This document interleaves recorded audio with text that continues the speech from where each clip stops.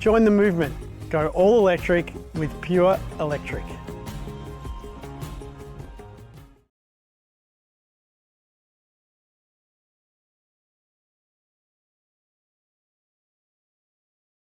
I acknowledge the Ngunnawal and Ngambri peoples, who are the traditional custodians of the Canberra area, and pay respect to the elders past, present and emerging of all Australia's Indigenous peoples.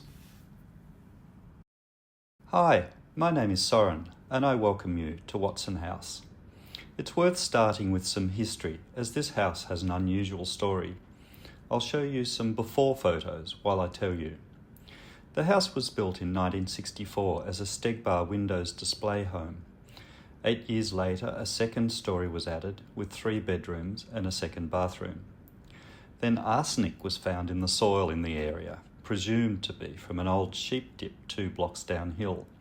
The ACT government bought all the homes affected, only to discover a few years later that the arsenic was naturally occurring and posed no significant health threat.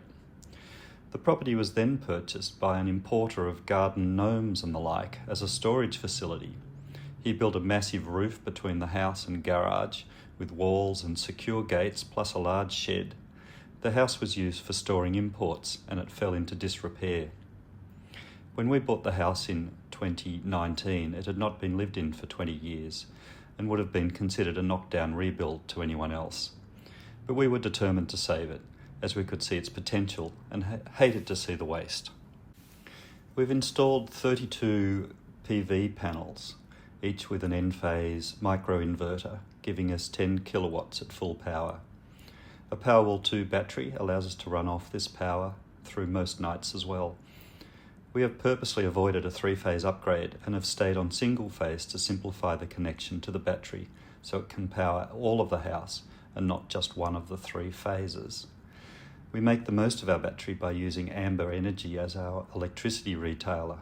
For a fixed monthly fee, we get access to the wholesale energy prices, so we can make the most of charging at low prices on sunny weekends in particular, sometimes being paid to use power when the price goes negative, as well as the ability to sell to the grid when the prices spike.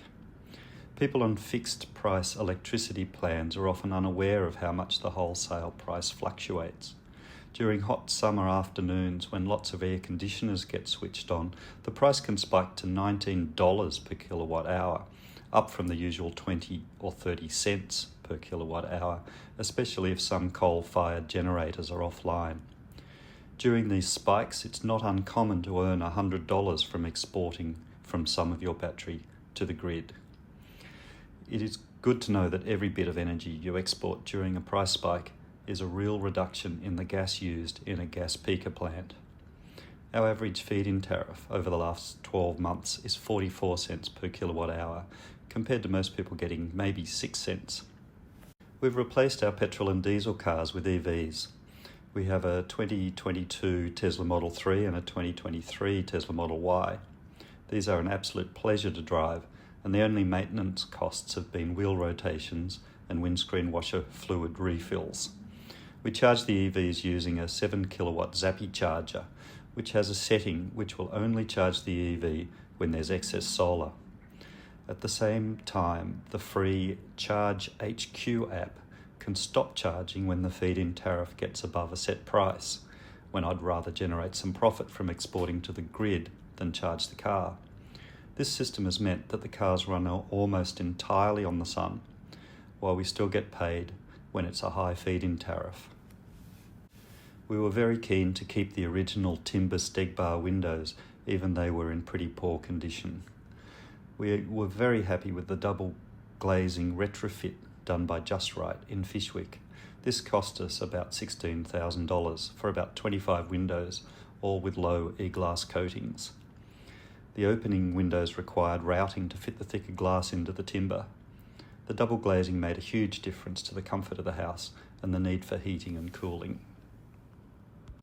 The downstairs brick veneer walls have been insulated to R4.2 with glass wool, blown into the cavity through small holes drilled in the space where 3 bricks meet. This was also done by Just Right for a tiny $4,000.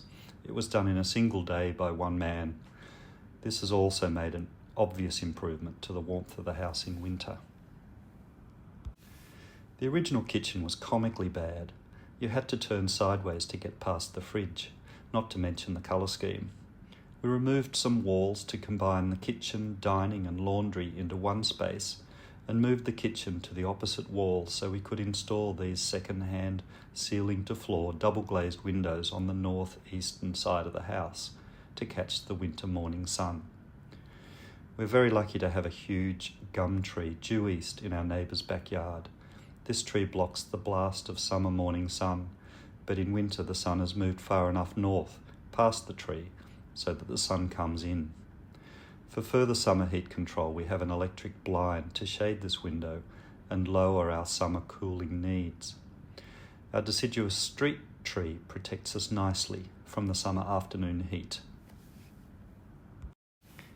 While many in Canberra are removing their evaporative coolers with their gas heating and planning to use their new reverse cycle air conditioners for both heating and cooling, we chose to install an evaporative cooler upstairs as it is much less energy hungry while keeping our reverse cycle heat pump for heating and only for cooling on the hottest of days. The evap effectively cools the whole house if we close the upstairs windows, which forces the cool air down the stairs, through the lounge room, then the dining room, through the kitchen and out the kitchen window. In our process of trying to electrify everything, we searched for an electric barbecue but found nothing suitable. Our solution was to build an outdoor kitchen with an induction hob and use cast iron pans for our electric barbecue.